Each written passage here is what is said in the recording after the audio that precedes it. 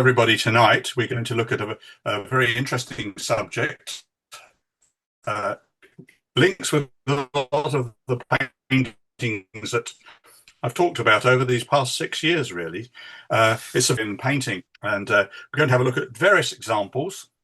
It's an enormous subject if you've actually looked into the language of flowers and plants and their symbolic use in paintings in Victorian England. You'll realize that this is just a taste. But hopefully, I'll bring some images to you tonight that will whet your appetite for this interesting and fascinating subject. So, really, all art since ancient times has used symbols to express feelings and thoughts and philosophy. And amongst the most frequent form of symbol are flowers and plants. They also connect with the beauty of nature, and of course, they play an important role in narrative paintings of the Victorian era, and primarily the paintings, certainly up to 1870, were highly narrative. Sometimes we've found that the meanings are contradictory and need a little more unpacking. And sometimes the flowers appear to be only for aesthetic purposes, and they don't necessarily indicate a direct symbol. This talk will tell of romantic love, faithfulness, hope, and also disappointment and infidelity.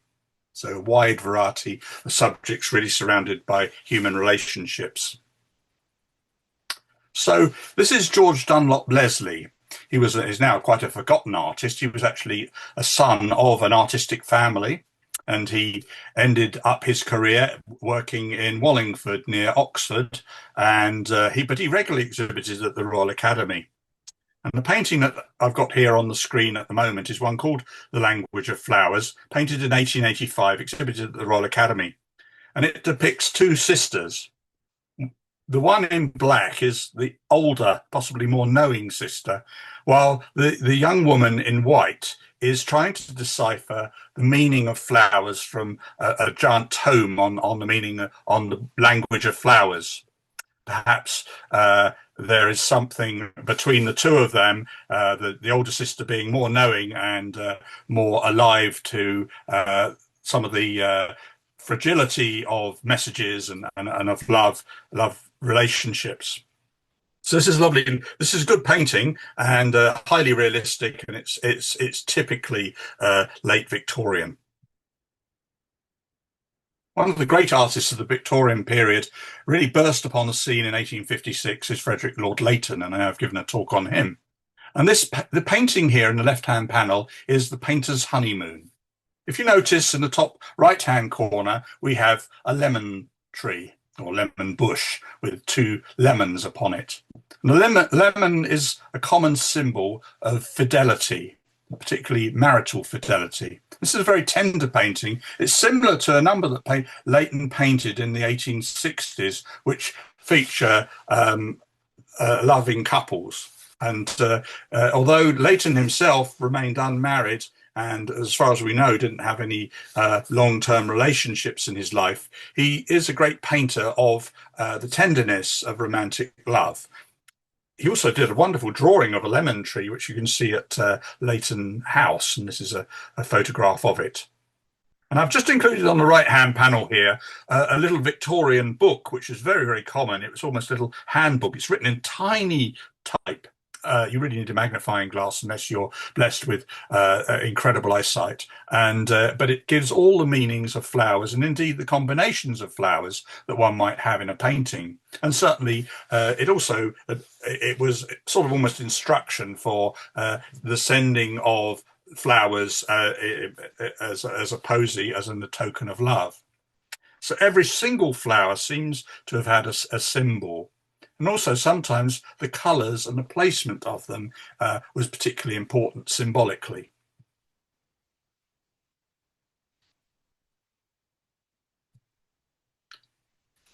This is a painting by John Ruddle Spencer Stanhope, and it depicts the expulsion from the Garden of Eden. Of course, many of these paintings refer really to that very first relationship between Adam and Eve in Genesis. So we see the Garden of Eden with the couple after the fall, having taken of the forbidden fruit, with a myriad of beautiful flowers, many that, and particularly also set in an orange grove. And oranges seem to be a very important part of some of these paintings. They relate also to Primavera, spring, Botticelli's great painting, which is in the Uffizi Gallery. And I'll be showing you a few other paintings that are connected with Primavera, spring, seasonal quality about them, and particularly when it depicts young love or love, it shows spring flowers. And so we have also the angel here guarding the gate of Eden as they walk out into eastward to the life headed by Marlborough College Chapel, because it was seen as a bit risque, and it's a little bit more sedate, the one that's actually hanging in the chapel now. And this particular painting is actually at the Walker Art Gallery in Liverpool. You can see how its source is Cranach's Adam and Eve, which is a very fine painting there on the right. Sweet Emma Morland of yonder town met me walking on yonder way. And have you lost your heart, she said, and are you married yet, Edward Gray? Lines from Alfred Lord Tennyson's Edward Gray, as depicted by Millais in the Moxon Tennyson of 1857. It shows the dejection of Edward Gray, the illustration. He has suffered a great loss. His love of his life, Eleanor Dare, has died.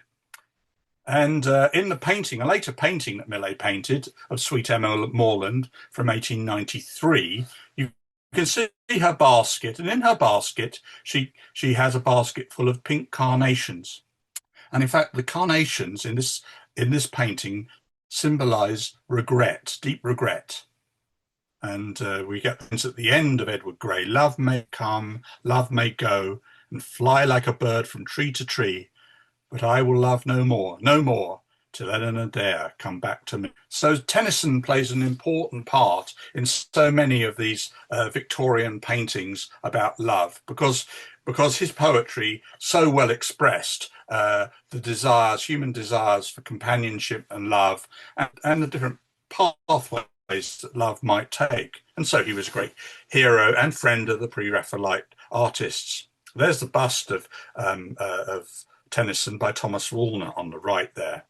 And of course, many of the artists actually painted Tennyson, and in fact, Holman Hunt would stay with Tennyson at Fairlight, and so it established a good relationship with the artists. And it's a great period where poetry and art almost have a dialogue together, and we'll see that in a number of the other paintings. The two slides here are really about love at first sight. The painting on the left is by an artist of the Solomon family, Abraham Solomon, fine artist, but not so well known these days. And this is called First Class, the Meeting, and First Meeting, Love.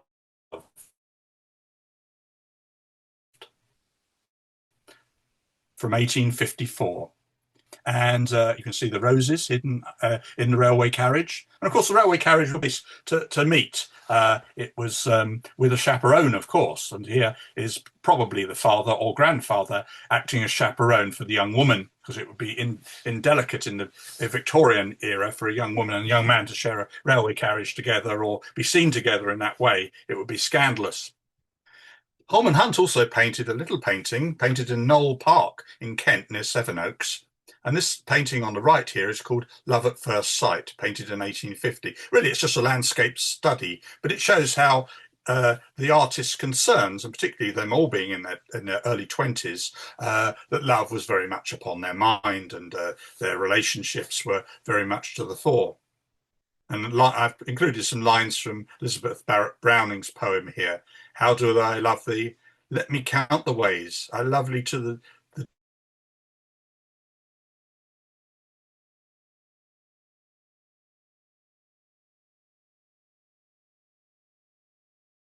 days, most quiet need by sun and candlelight. I love thee freely as men strive for right.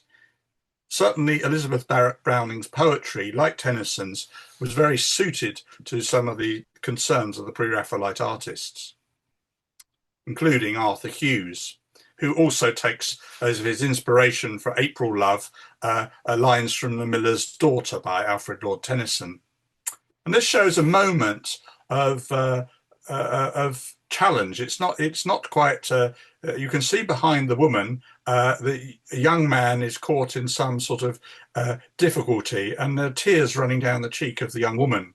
And she stares down to the fallen petals, perhaps indicating a sort of transience. But also, she's looking across at an ivy-covered wall. Ivy is the traditional symbol of marriage and fidelity.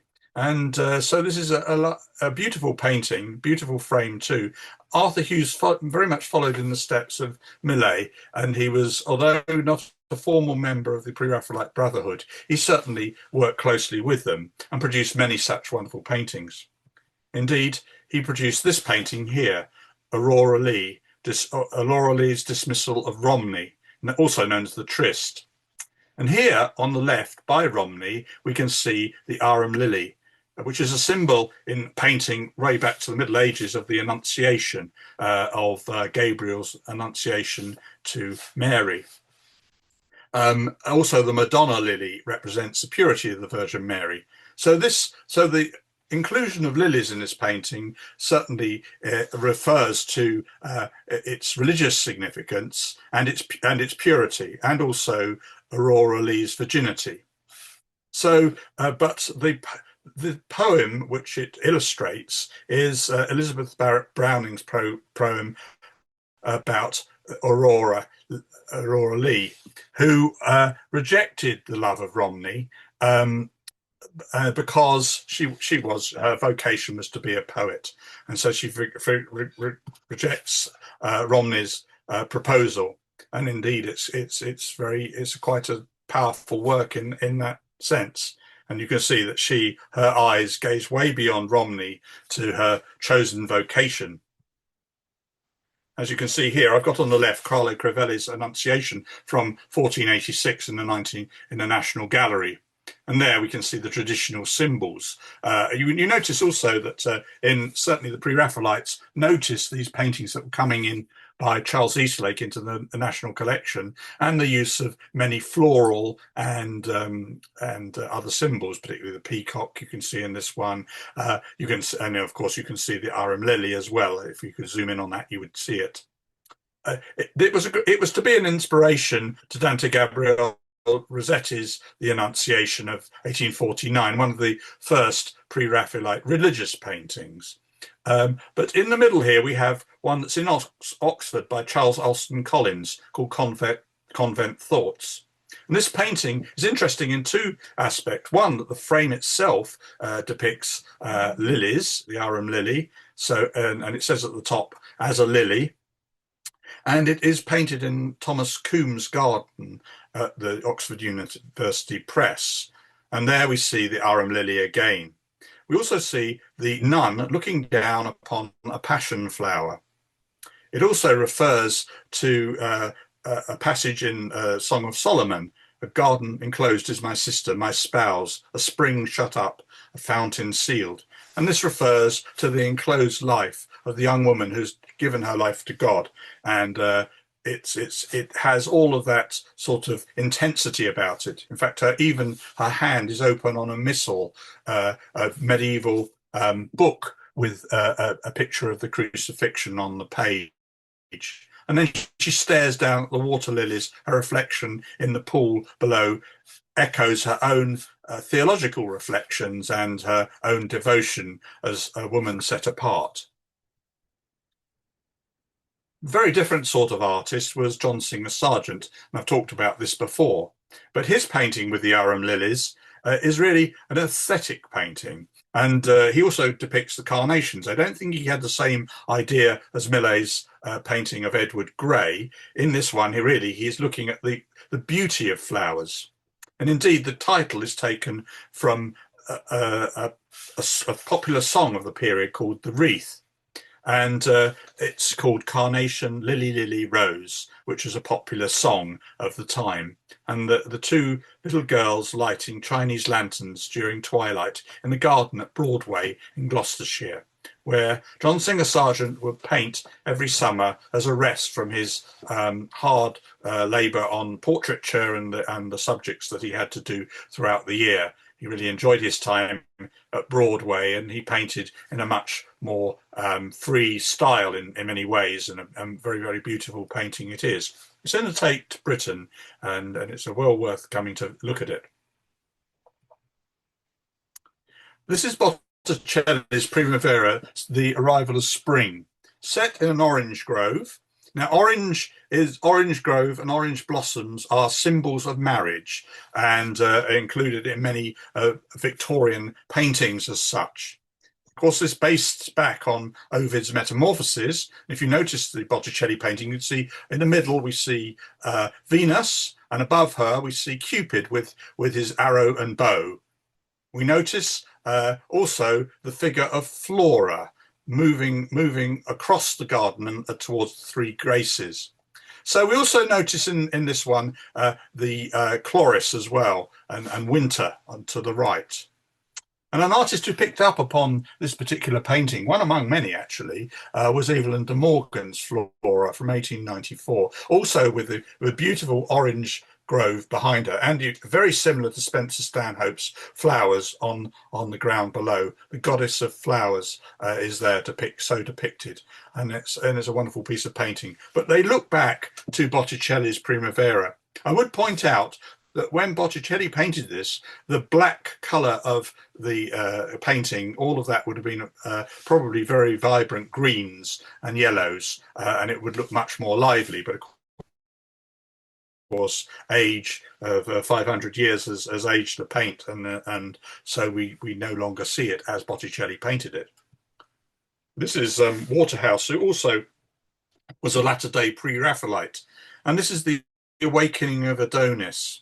And it's a fine painting, typical of his middle period style. And again, he goes to Greek mythology, and here are surrounded with anemones which sprang from the blood of Adonis and mingled with that of his lover Aphrodite's tears. So we've got mauve anemones here, symbolizing protection from evil. They also symbolize death and forsaken love. And this, you will notice in Waterhouse's paintings that he will use floral symbolism. Also, the cypress tree also is a symbol of death. And he may include other such plants and flora within his work. And a very important artist he was too. Of course, he didn't paint in the minute style of Collins. His style is much broader. He had a studio in St John's Wood in London. And this is a good example of two other John William Waterhouse's paintings. There's a photograph of him in his studio. And both the paintings have the same title. They're Gather Ye Rosebuds While Ye May, Old Time is Still a-Flying, and the same flower that smiles today, tomorrow will be dying. Lines from Robert Herrick. And these were very important because for many of the Victorian artists, it was about the fleeting beauty of youth and how fleeting it was, and how it is to be celebrated. That is why very often Waterhouse depicts young women within his paintings, and we notice many of the paintings concern people maybe at the zenith of their beauty or their physical beauty, particularly the figures and the classical figures in Victorian paintings all tend to be human beings in their prime. Now we come to a rather sad painting. It is also, it concerns the language of flowers. In Western art, the daisy often represents innocence, purity, and may represent the sun or the day's eye. And it's painted by a man called Richard Dadd. And he spent most of his life incarcerated in Bethlehem Hospital in London, and Broadmoor Hospital, which is where he finished his days. Very traumatic experience in the Middle East caused him to lose his mind. And in fact, he killed his own father. But he was incarcerated in Bethlehem Hospital, and they sought to work with him. He was a fine artist before then. He had painted many great subjects while out in Egypt. But here he had no longer, didn't have models. He had to work within the confines of the hospital grounds. And here he zooms in on a little piece of ground where he looks at little acorns and hazelnuts upon the ground. And this is a painting known as the Fairy Fella's Master Stroke. And there you can see little fella just about to split an acorn or hazelnut. I can't exactly know which. But it's a very popular genre in Victorian painting, is the fairy paintings. And Dad went on to paint a significant body of work, and many are held within the Crowthorne Broadmoor Hospital Library. And indeed, this particular painting is in the Tate in Britain. Some say that some of the faces depict some of the other inmates of the hospital as well. But minutely painted and totally fanciful. The acorn also represents fecundity and femininity. And of course, for Richard Dad, he was denied any kind of relationship as a result of his incarceration. And that's a photograph of him painting there. But he was treated very well by the doctors of the time, and he had a great deal of liberty, at least within the grounds, to continue his chosen career in art. This is one of the powerful women depicted as by Dante Gabriel Rossetti in the latter part of his career. It depicts the moment of Fiammetta's vision. There she is in red, and she's among the apple blossoms, as we can see there in the background, typical of a late Rossetti, probably Alexa Wilding as the model. It's a passage from a Decameron, which was, of course, very popular with both Waterhouse and many of the classical artists, but also with some of the pre-Raphaelites as well. And it's about the nature of love, which she questions. And so she's depicted as a strong woman. And here we see the apple blossoms again echoing that theme of transience, but also, like so many of Rossetti's paintings from the late 1870s, that it has almost a statuesque quality to it. A powerful painting. Of course, we couldn't look at the subject of love and the artist's engagement with the theme without thinking of Edward Burne-Jones. And the flowers often associated with Psyche are the flowering almond, as we can see here in this painting, this panel here. This is Cupid finding Psyche asleep by a fountain. And it looks to medieval illustrations. This is a popular subject in classical art as well. If you look at Antonio Canova's Psyche revived by Cupid, and there you see love reviving the sleeping or the dead Psyche. And here you can see the almond as well behind. And Burne-Jones favoured subjects such as this. It was an interesting subject. And very often there are many Victorian artists who dealt with it thus. But there's also another aspect to talking about love and the way things might go wrong as well. And so a very popular subject among many Victorian artists was an engagement with Dante's Inferno and Paolo and Francesca da Rimini, the adulterous lovers who are destined to circle in the circle of hell together with the adulterers. And yet it is beautiful images too of their illicit love. Very often, although Watts doesn't depict it, we use a yellow rose as a common symbol of infidelity. And certainly, as a token, you would never bring a yellow rose in the Victorian era to somebody, or indeed, if there is a yellow rose in the painting, it'll give a clue as to what is going on in the picture. Rossetti, however, subverts this in some way with a little garland of roses on the ground underneath this tender watercolour that he painted. So this is one subject, and of course Victorians had to talk in coded language, particularly if they were exhibiting at the Royal Academy, and they produced these marvellous paintings of this subject, which had been an important subject in European art. People like Ang and Ari Schäfer had already made memorable paintings of Paolo and Francesca. Now, a happy marriage is often indicated by honeysuckle, as depicted by Peter Paul Rubens' portrait of him and his wife in the honeysuckle bower. That's the painting that's in Munich Art Gallery. But all of the other Victorian artists often use honeysuckle in the background, and here's Valentine Cameron Princeps' promenade through the honeysuckle, and a rather lovely little aesthetic Peter painting that is too. And a later painting is Mark Lancelot Simon's A Fairy Tale, looking a bit like the Richard Dad. It depicts a sort of fairyland in a honeysuckle bower. And of course, at the end of the Victorian period, we have such songs in the music halls. You are my honey, honeysuckle, I am the bee. I'd like to sip the honey sweet from those red lips, you see. I love you dearly, dearly, and I want to love you to love me. You are my honey, honeysuckle, and I am the bee. So these are lines that you get in popular song of the time as well. So Victorians were in no doubt the honeysuckle illustrated something very positive about happy married love.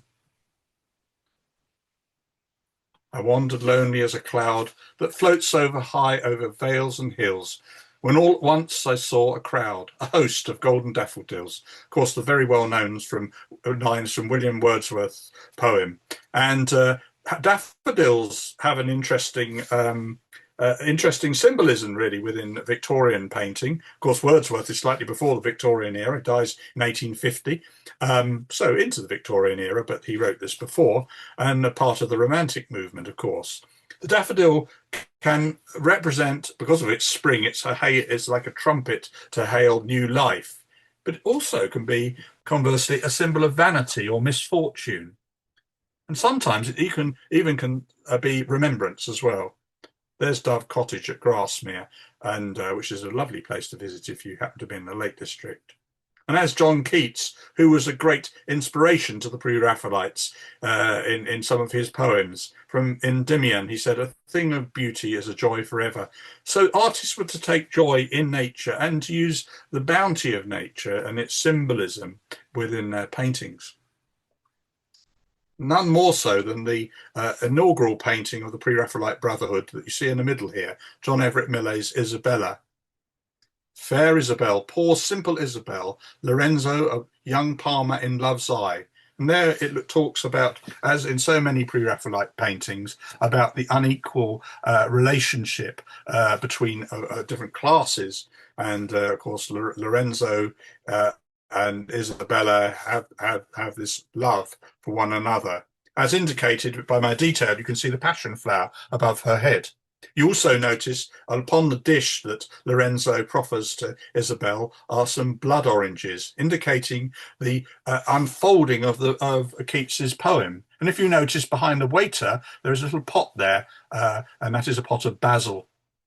And of course, we know from the story that Lorenzo loses his head and is murdered, and his head ends up in a pot of basil. And if you look at Holman Hunt's painting of Isabella and a pot of basil from 1868, you see the result of it. And there you see Isabella hugging the pot of basil with her erstwhile lover's head. And the mother of pearl watering can symbolizes her own tears at the situation. There are multiple symbols within these early Pre-Raphaelite paintings, and indeed one can do a whole talk on just one painting.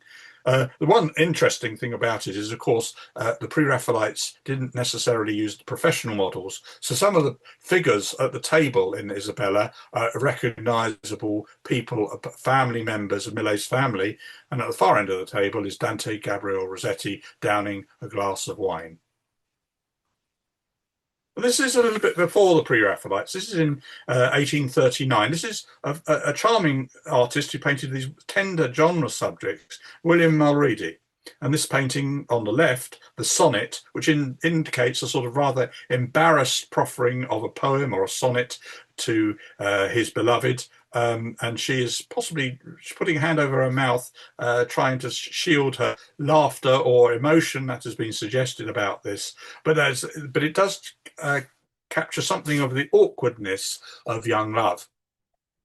And next to it is William Mulready's other painting, which is a painting so similar to so many paintings about a shepherd and shepherdess. And this one is the young man here has some cherries, and it's "Open your mouth and shut your eyes," 1838. Now the cherry often represents renewal of fleeting beauty, and it's also love and new beginnings. And in a religious sense, its redness of blood also can indicate Christ's blood.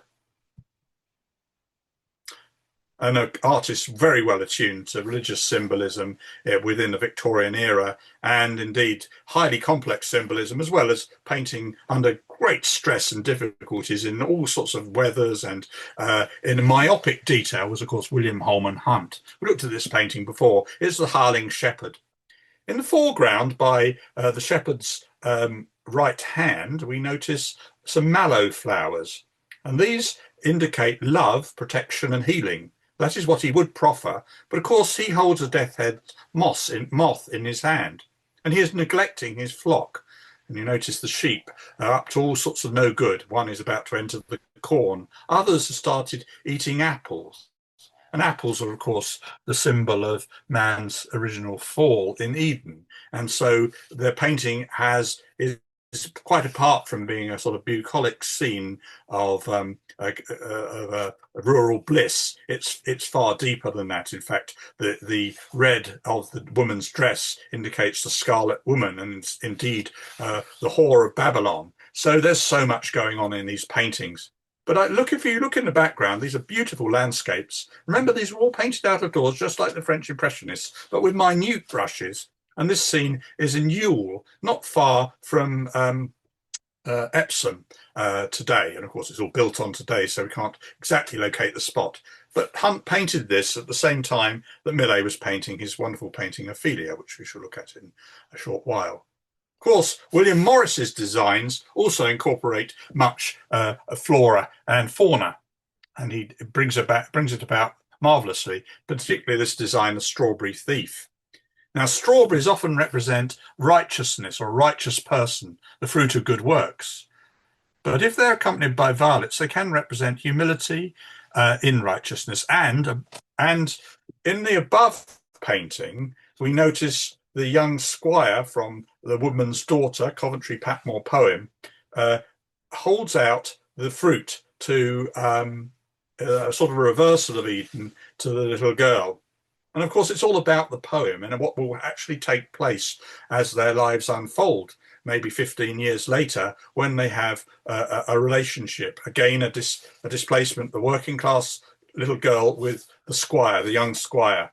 And of course, it ends up that Maud's child is drowned in a pool. So it has a tragic aspect to it. And it's full of symbols too, painted here near Oxford in White Wood. Keep in mind that little vignette I've showed you on the right there for a painting that is almost references that, called Trust Me, from 1864. So we're talking 14 years later. Millet's style has changed. It has become much broader and is much more, shall we say, it's much more restrained in some ways. But the Trust Me there is a typical situation of a father and a daughter, the daughter hiding probably a note or a letter behind her back, but the father saying, "Trust me." But if you notice, between them, in the little bowl, or little vase, is a white crocus. And this will symbolize rebirth and renewal. And its early blooms are associated with new beginnings, or probably what she hopes there'll be a new beginning, a new love that she has met, and it would become fruitful. So we don't know the outplaying of this. Millet, in this painting on the right here, Yes or No, which is in Yale University Art Gallery, is a good example of also these very popular paintings from the mid-Victorian era. And here a young woman is in a quandary. You notice that the vase here is empty, and she holds probably a little daguerreotype of her lover, and there's some letters in front of her, but she's in a state of uncertainty. And then at the next year's Royal Academy, we had No, where she reads a letter telling her this relationship isn't going to go forward. And surprise, surprise, the following painting was called Yes. So it was a little serialization, rather like a sort of Dickensian serialization, which was so beloved by the Victorians. But they're lovely bits of painting too. This painting here comes just before the Victorian era. This is Francis Danby's Disappointed Love from 1821. It's almost like nature is echoing this woman's disappointment, the broken love affair. Her torn up letter floats along the stream like the water lilies. Her discarded red robe or shawl indicates her passion thrown to the ground, as her bonnet, as she cradles her head and with tears. And of course, we have dock leaves here, which symbolize patience. But also we have Love Lies Bleeding, which of course is primarily a symbol, exactly what it says. It talks about the cycle of life, and it's all the plants here have a drooping quality, which is totally in sympathy with this situation. Very well understood in the Victorian era. It's very much a sort of continuation of things like which we have in the Regency period from Jane Austen. It's all about this interplay between men and women, and it being conducted very carefully with letters and with floral tributes and indications. Marcus Stone here, painting in this painting here in the left-hand panel, is her first love letter. And again, rather like the painting of Leslie of The Language of Flowers, it depicts two sisters. And the younger one in white, indicating her pure state, her unsullied state, reading her first love letter, her cheeks flush with embarrassment. While it seems like her older sister, slightly more knowing about the ways of men, looks skeptically at her younger sister. Very often dark flowers, or indeed black roses, symbolize despair. And then if we look at the bottom picture here, Abandoned, is a painting by James Jacques Tissot. And this shows the distraught, almost an emotional situation where the woman flings herself to the ground, having read a letter or a note to say that her lover or her husband has left her, and she just is left completely alone. This is one of the most famous paintings of the early Victorian era. This is John Everett Millet's A Huguenot. And this is all surrounded the St. Bartholomew's Day massacre from 1572. And it is in both instances, the painting, the one painting is 1852, the other one is at the end of Millet's career and is a much less successful work.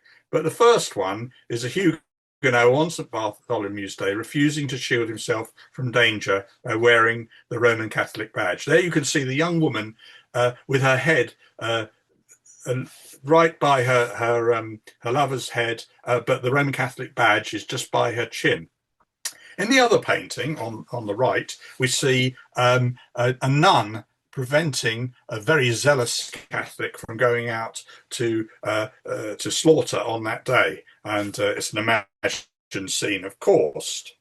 And certain flowers appear in the earlier painting and in the latter painting. Particularly nasturtiums symbolise patriotism, conquest, and victory through struggle.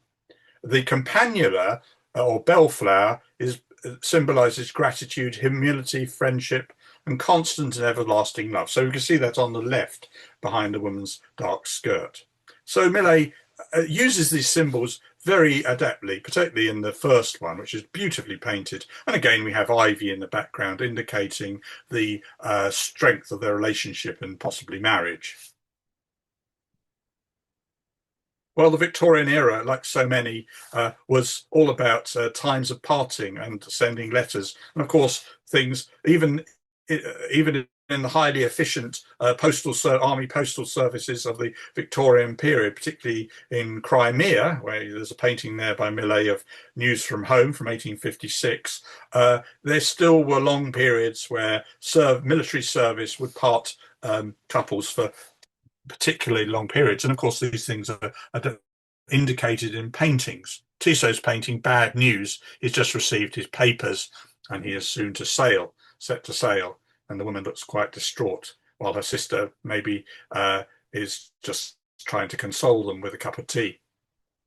Henry O'Neill's Eastward Ho depicts the departure of soldiers saying goodbye to the family on the dock and then home again. And this is again a serialized type of painting indicating the long periods of time that it was between these campaigns, and sometimes, and actually in these paintings you have to look at both paintings together and you realize that people have got a little bit older, maybe the child has grown up or there's a new baby appeared, and all of these things were absolutely fascinating to the Victorian picture going public at the Royal Academy every year.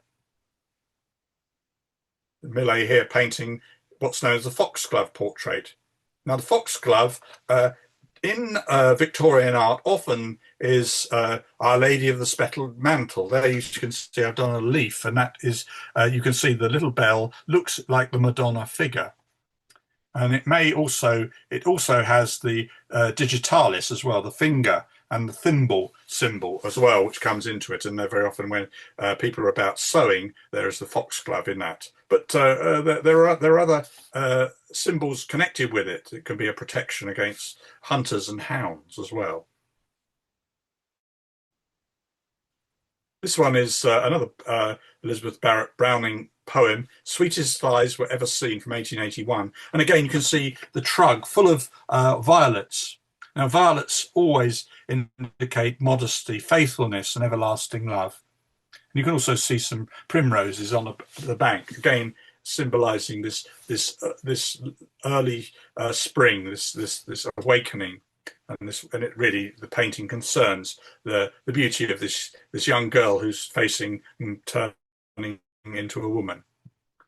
This is lovely. This is the violet's message. And again, this gives you an example. You can see the postage stamp on the little letter and the violets that are being pulled out, and the tender little painting this is. And very often in paintings for sick children, as in this painting, The Convalescent from 1875, we see a little posy of flowers, which again are so much a part of Victorian painting. You give these little tokens, well-wishing, healing and good health and restoration.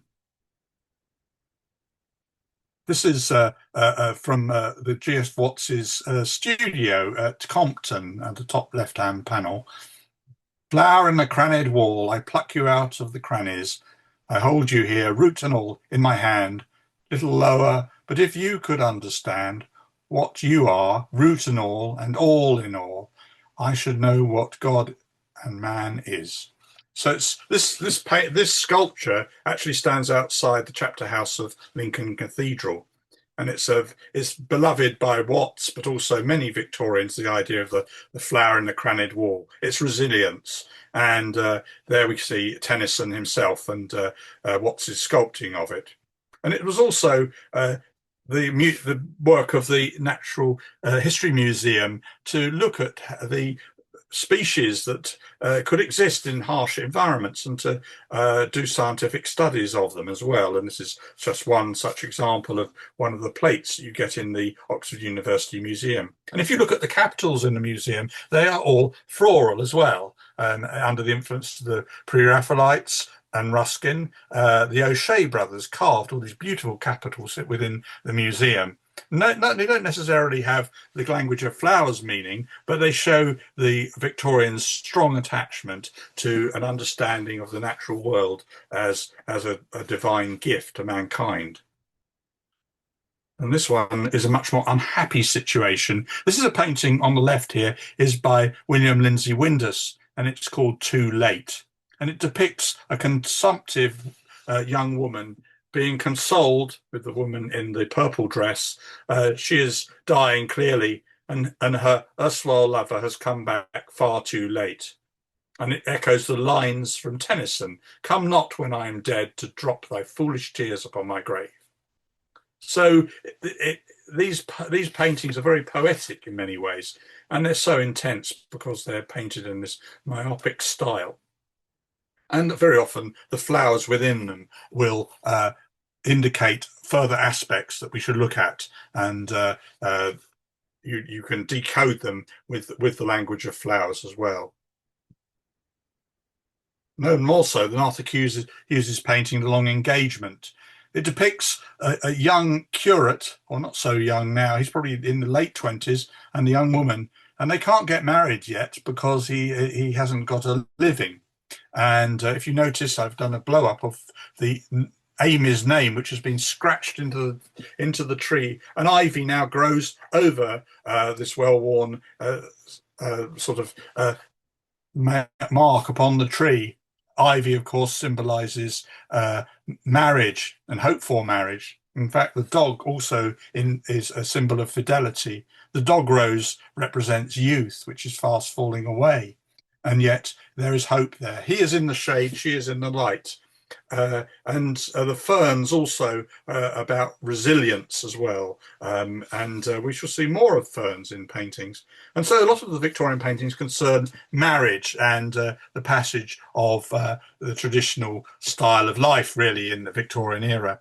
And particularly, there are lots of customs associated with the wedding day. For instance, passing the wedding cake through a wedding ring. Again, we've got orange there, an orange blossom, which, of course, again, is a great symbol of marriage. And it was a custom to pass the wedding cake through the ring, as we can see in this charming painting of the bridesmaid at the Fitzwilliam Museum.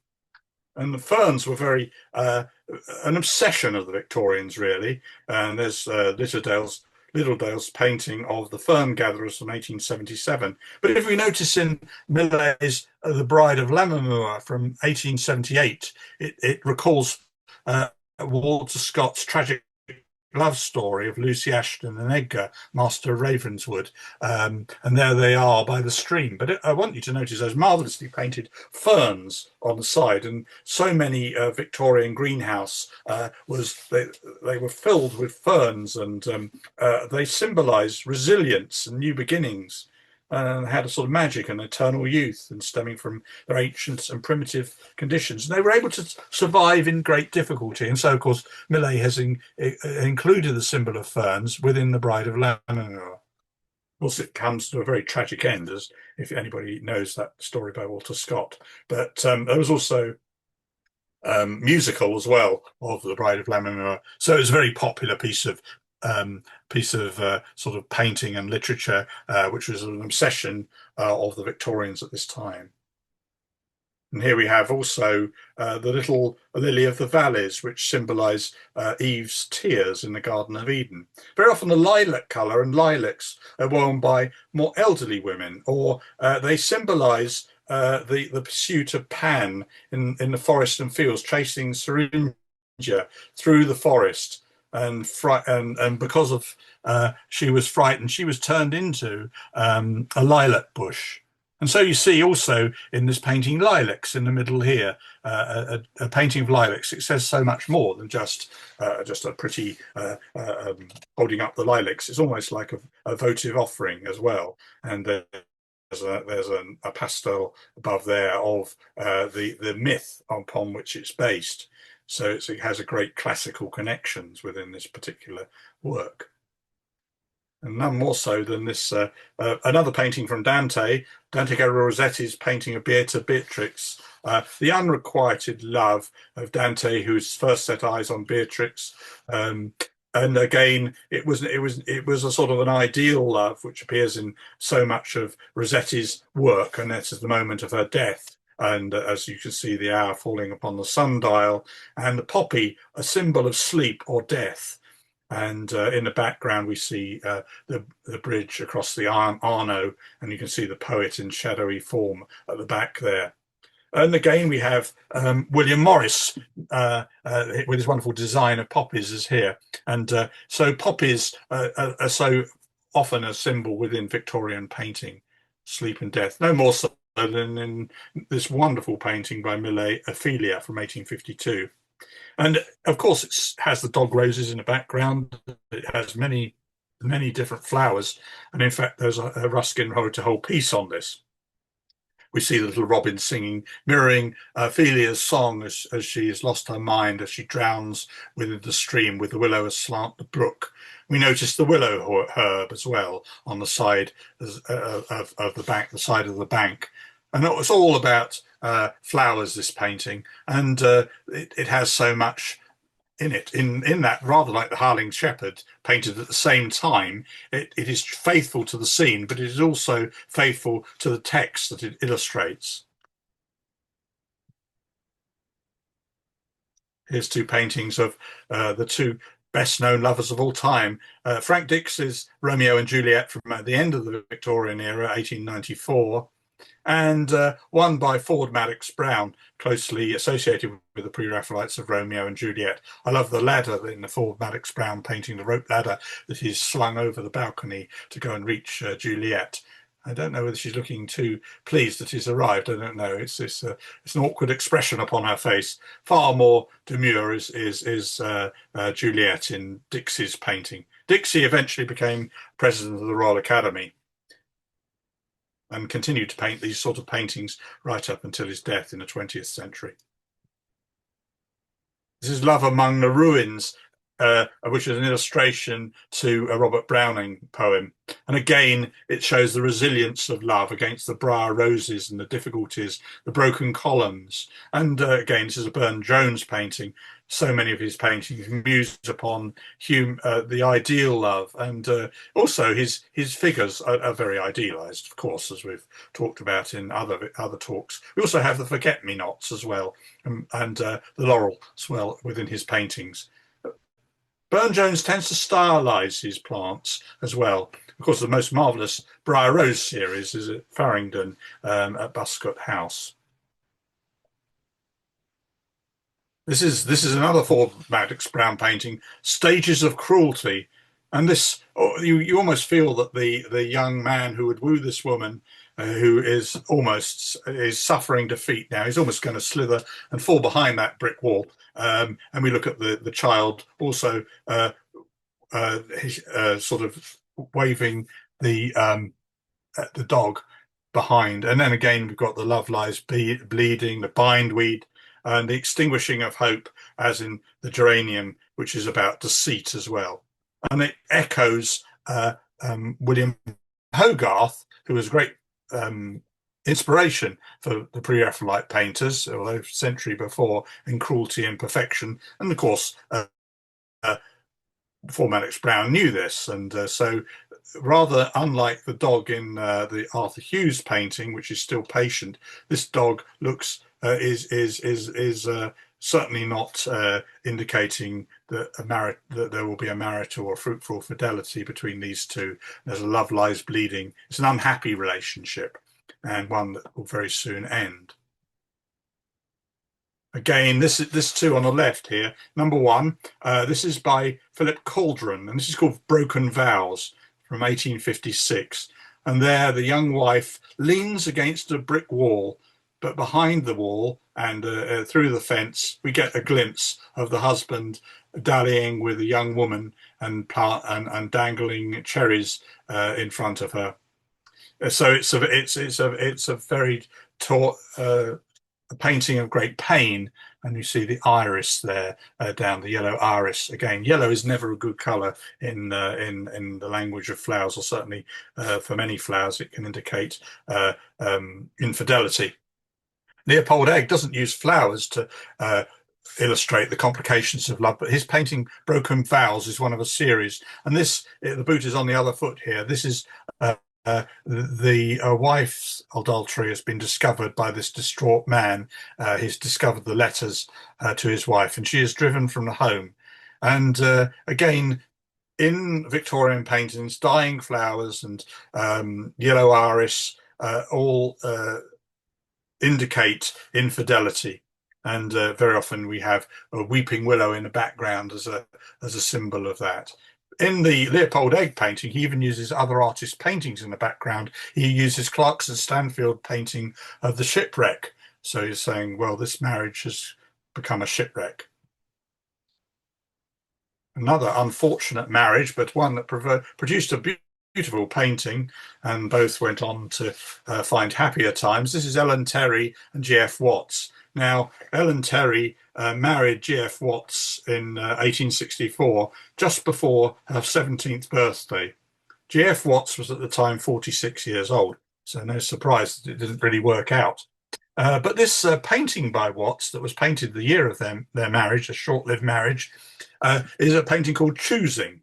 And here, Ellen Terry sniffs the unscented camellias. So they're not giving a scent. They've got a lot of beauty, but they have no scent.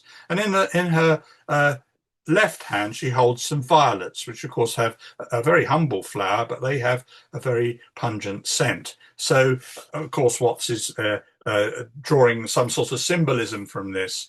And certainly, as a muse, Ellen Terry provided a good muse for a number of these such paintings. This is a very tender painting, and as was actually used in an exhibition about the senses at the G.F. Watts Gallery last year. Again, another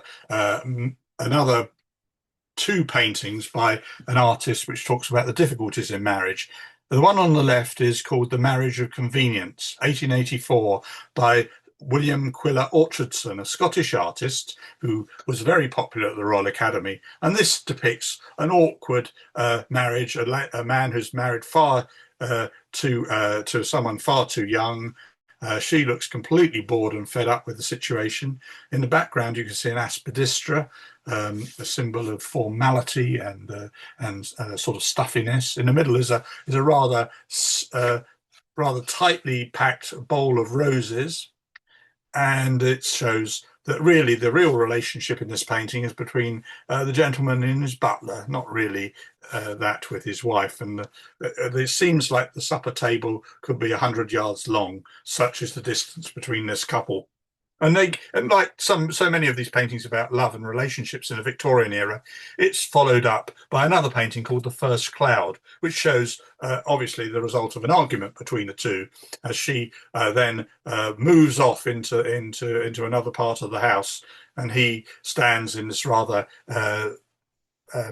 sort of aggressive pose. And again, we have the roses in the background, and we sort of know what's going on here. So that Orchardson is often depicting things about human relationships, and they're beautifully painted pictures. The one on the left is in the Kelvin Grove in Glasgow.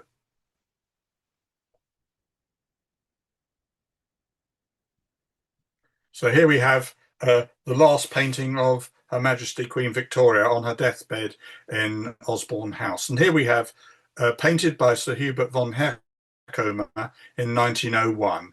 And rather like the Jan Bruegel or Peter Rubens, it's almost the Queen is almost given a sort of religious significance by being garlanded by the beautiful purity of the arum, the lily flower, the Madonna lilies, and then other floral symbols and tributes all the way around her deathbed. So a beautiful piece of painting, which follows in a great tradition. And of course, this painting shows the peace of Victoria's repose in death. Now, Millet's had one of his daughters, Mary Millet, never married. And he painted this rather charming painting, The Last Rose of Summer, taking lines from the poem and song by Thomas Moore, the Irish 17th century, 18th century poet and songwriter. "'Tis the last rose of summer, left blooming alone. All her lovely companions are faded and gone. No flower of her kindred, no rosebud is nigh to reflect back her blushes or give sigh for sigh."